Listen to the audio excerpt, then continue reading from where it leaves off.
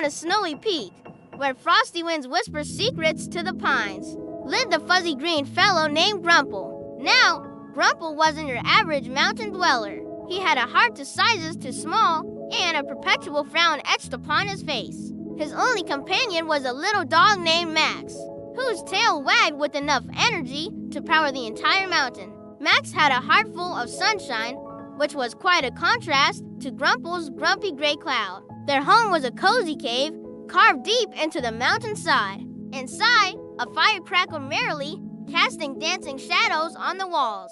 But Grumple rarely noticed its warmth. He'd sit in his oversized armchair, staring into the flames, muttering about the loudness of the wind or the excessive brightness of the snow. Max, on the other hand, saw magic in everything. He'd chase snowflakes as they drifted past the cave entrance, his happy barks echoing in the crisp air. He'd bring Grumple his favorite slippers, a slobbery stick, or just rest his chin on Grumple's knee. Looking up with big, hopeful eyes, Grumple would just pat his head distractedly and grumble, all right, that's enough, Max." One morning, Grumple woke up even grumpier than usual. A fresh blanket of snow had fallen overnight, sparkling under the morning sun. It was perfect. Too perfect. HMPH, he snorted, pulling his robe tighter. Just more cold. What stuff to get everywhere. Max, however, was ecstatic. He zoomed round the cave, his tail a blur of brown fluff, before skidding to a halt at the entrance, whining with excitement. He looked back at Grumple, his whole body wiggling with a clear invitation. Let's go play. Grumple just scowled. Play in that? Absolutely not. It's far too cheerful. But Max was persistent. He nudged Grumple's hand with his cold, wet nose. He brought him his leash, dropping it pointedly at his feet. He even tried to drag Grumple's big, fuzzy boots towards the door. Finally, with a sigh that seemed to shake the very icicles outside, Grumple gave in. Fine. 5 minutes, max. And that's it. Then it's back to the nice, quiet, grumping indoors. Max's bark of triumph was so loud it sent a dusting of snow sliding off the cave's roof. Grumple bundled up in his thickest coat, wrapped a long scarf around his neck until only his grumpy eyes were visible, and stomped out into the glistening white world. The air was still and cold, but the sun on the snow was dazzling. Max was in heaven. He dove headfirst into snow drifts, emerging with a face full of powder, shaking it off in a glorious spray. He rolled and tumbled, leaving a trail of joyful chaos. Grumple just stood there, arms crossed, his frown deepening. Silly dog, he muttered, making a mess of the perfectly quiet snow. Max, sensing his friend's mood, bounded over. He had an idea. He grabbed a long, sturdy branch in his mouth and trotted back to Grumple, dropping it expectantly. He wanted to play fetch. Oh, for goodness sake, Grumple groaned. But looking at Max's pleading eyes, he felt a tiny, unfamiliar twitch at the corner of his mouth. He picked up the stick. It was smooth and cold in his hand. With a great, grumbly heave, he threw it as far as he could. The stick sailed through the air, a dark arc against the bright blue sky, and landed with a soft asterisk, thump asterisk, in a deep pile of snow. Max was off like a shot, a furry rocket plowing through the powder. He dug and sniffed, his tail wagging furiously until he triumphantly emerged with the stick and galloped back. They did this again and again. Each time Grumple threw the stick, he threw it a little farther, a little higher. He watched Max leap and bound, a picture of pure, unadulterated joy. A strange warmth began to spread through Grumple's chest, a warmth that had nothing to do with his thick coat. He found himself watching Max's antics, the way his ears flopped as he ran, the way he'd skid to a stop, sending snow flying everywhere. A small, quiet laugh escaped his lips. It was a rusty sound, like a hinge that hadn't been used in years. Max heard it. He stopped, stick in mouth, and tilted his head. He trotted over and dropped the stick, then nudged Grumple's hand, not with a request to throw, but with a gentle press of his head. Grumple knelt down, the cold of the snow seeping through his trousers, and for the first time in a long time, he really looked at his little dog. He saw the unwavering loyalty in those big brown eyes. He saw the love. He wrapped his long, green arms round Max and gave him a hug. A real, proper hug. Max licked his face. his tail thumping a happy rhythm against Grumple's back. As they sat there in the snow, a group of little kids from the village down in the valley came trudging up the mountain, pulling sleds. They were singing a cheerful winter song, their voices carrying on the clear air. Normally, this sound would have sent Grumple scurrying back into his cave, muttering about the noisy nuisance. But today, something was different. He watched them, their faces rosy from the cold, their laughter echoing off the snowy slopes. They looked happy. One little girl, with a bright pink hat, waved at him, tentatively, almost shyly. Grumple raised a hand and waved back. The children stopped their song, surprised. They'd always been a little afraid of the grumpy green creature on the mountain, but seeing him sitting there, hugging his dog, he didn't seem so scary. The little girl bravely walked a bit closer.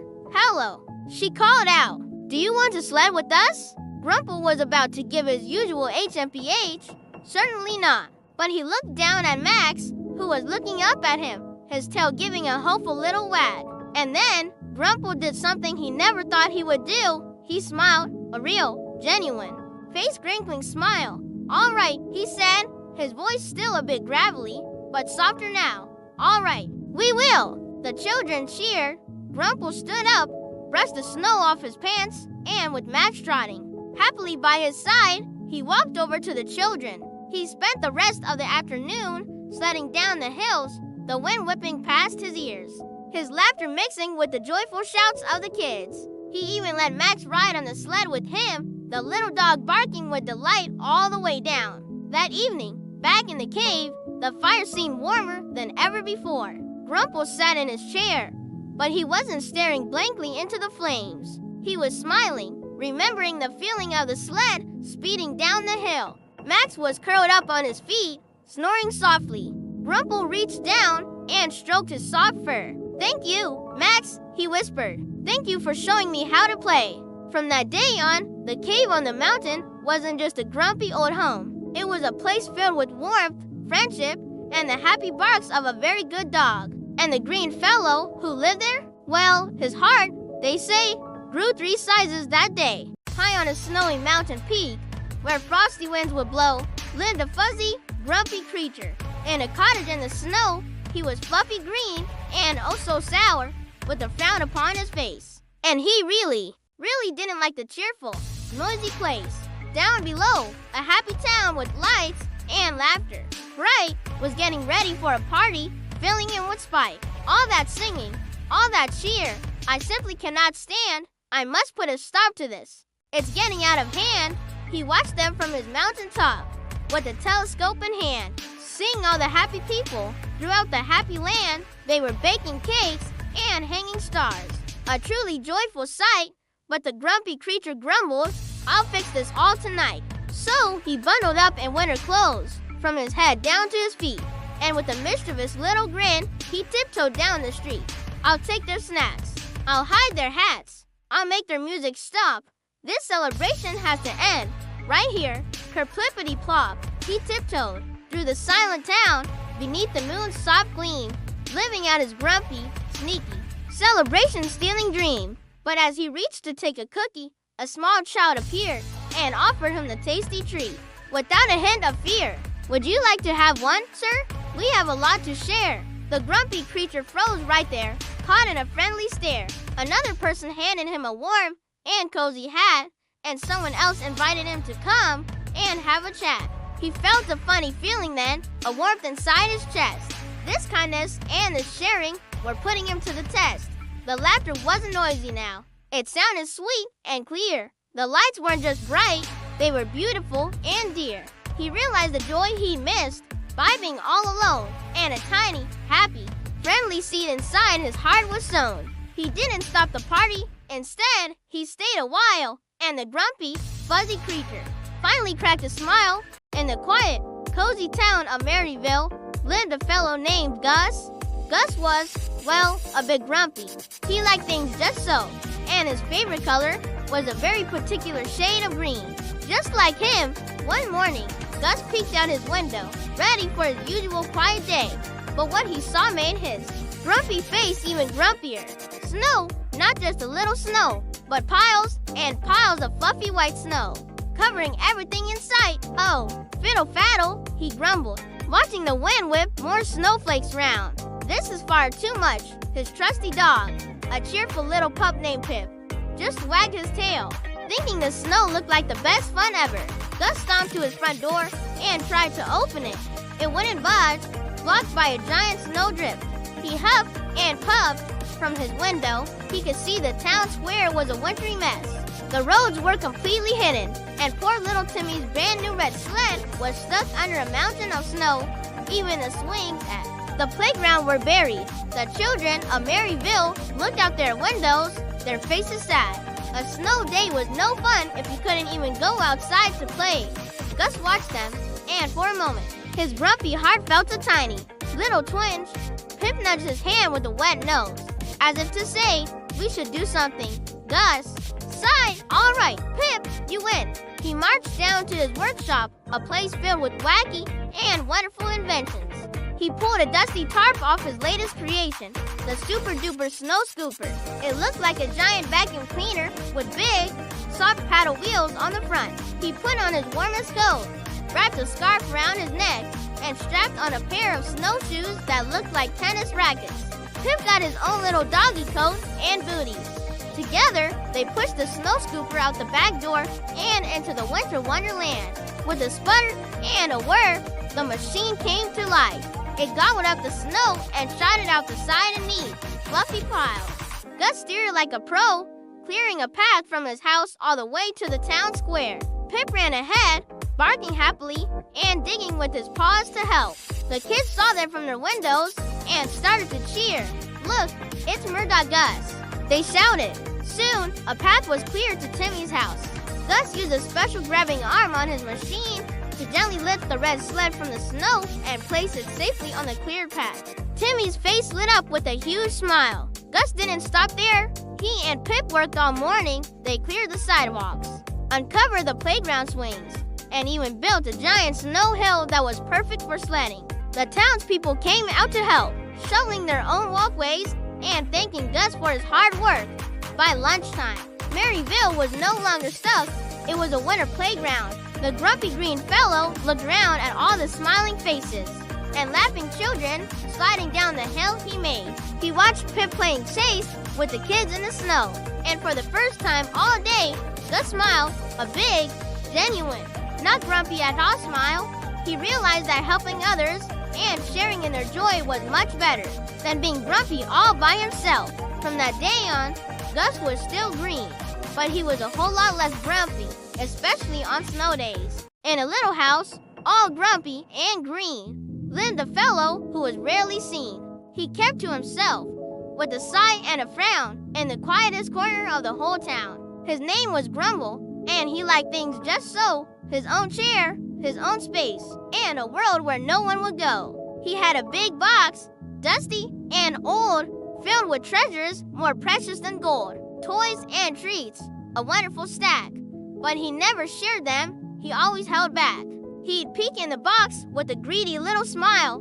"These are all mine," he'd whisper, at least for a while. One chilly afternoon, as the sun dipped low, casting a warm and festive glow, Grumble sat by his window, looking quite glum. He heard a sound that made his heart go thrum, thrum, thrum. It was laughter, light and so sweet, echoing from children playing down the street. They were building a snowman, round and grand, with charcoal eyes and a stick for a hand. Their happy shouts filled the frosty air, a joyful sound beyond all compare. Grumble watched them, his brow in a knot. Why did they have joy that he did not? He looked at his box, full to the top, and suddenly his grumbling began to stop. He saw a red ball, shiny and bright, and a little toy train that ran with all its might. He saw cookies shaped like stars and the moon, perfect for a happy afternoon. A strange new feeling started to bloom, chasing away the shadows in his room. He remembered being small,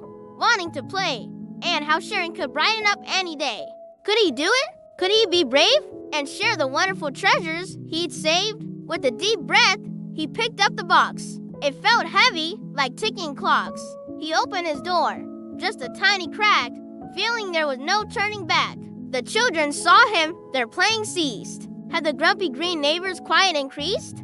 But then Grumble stepped out into the light, holding the box with all of his might. He walked slowly, his steps unsure, toward the children playing by the door. He knelt down and opened the lid wide. The children gasped at the wonders inside. He didn't say much, just gave a small nod and a little smile, which was awfully odd. A little girl reached for the shiny red ball. Soon, they were playing, having a ball, all of them. The train chugged along a snowy track, and Grumble shared every single snack.